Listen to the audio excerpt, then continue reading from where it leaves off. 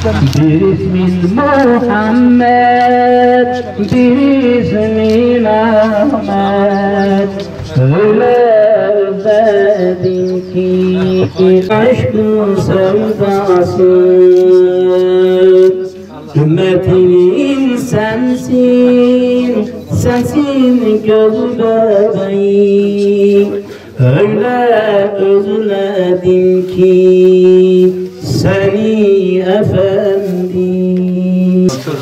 Nasılsınız? Nasıl başladın? Elhamdülillah, şükür olsun. Sizi sormalı. Israrla davet ettik. Dedik geleceğiz inşallah.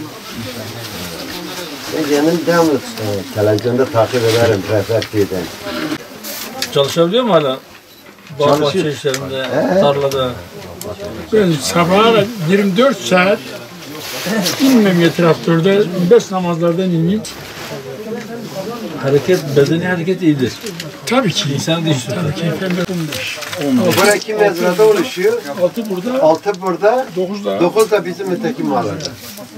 Mezra burası. Evet, mezra. Köyün merkezi burası. Evet, köyün merkezi burası. İkisinin de muhtarlığı birdir. İslam'ın şartı 5. Son senet. Hazreti şartı. Rabbimin kitabına inanıp, Resulullah'ın sünnetine inanıp, boyun eğme şuurumuzda geçmiyor. Şu milletimiz yani kapı kapı dolandılar. Elme el dolandılar. Olmuş, olmuş.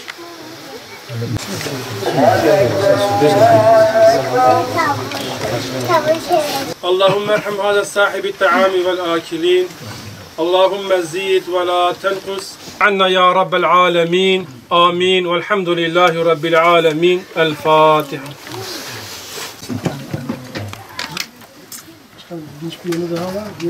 Evet, tekrar yüzüne dağıldık yani. Biz zaten kardeşim. Fakat Müslümanların arasını açmak için işte böyle fitneciler, böyle isimlerle, yaftalarla Müslümanları birbirinden ayırmaya çalışıyor. Yani bu aslında bu kavmiyetçilik denilen şey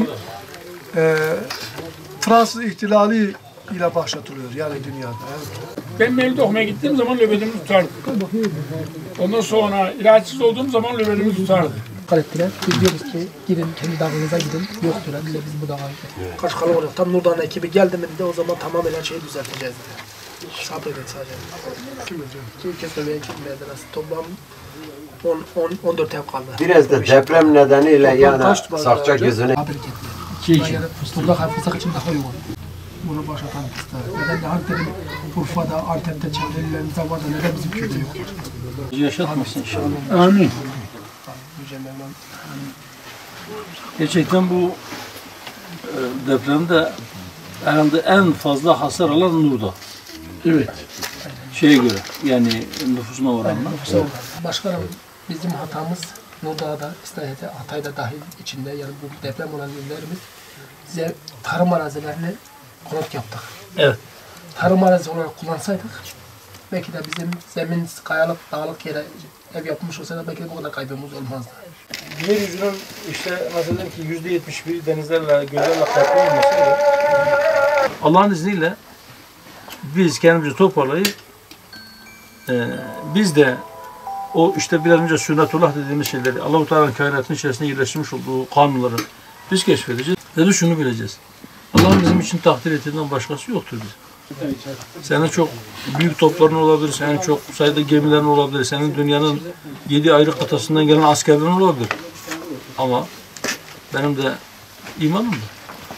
Benim de azmim var. Benim de kararlılığım var. Geçemezsin arkadaş. Dedik. Geçmedi. Geçemedi. O ruh lazım bize. Yeniden lazım. Cana kadar ruhu lazım.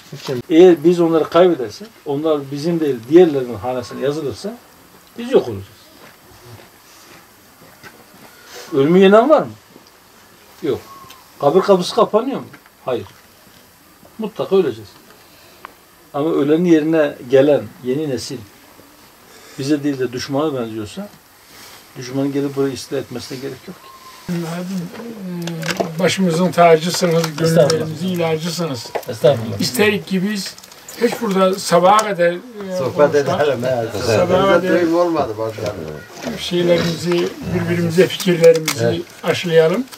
Ama işte gidiş de var ki inşallah menzile erersiniz. Allah razı olsun. Bu memlekete bir sahip çıkacak şahıs gerek. Hep beraber birbirimize sahip çıkacağız. İnşallah. Öylesin. Allah razı olsun. Allah'a emanet olun. Birbirimizin gönüllerimiz birdir. Allah'a emanet olun. Çok sağ olun. Allah sizden razı olsun. Allah sizi aziz etsin.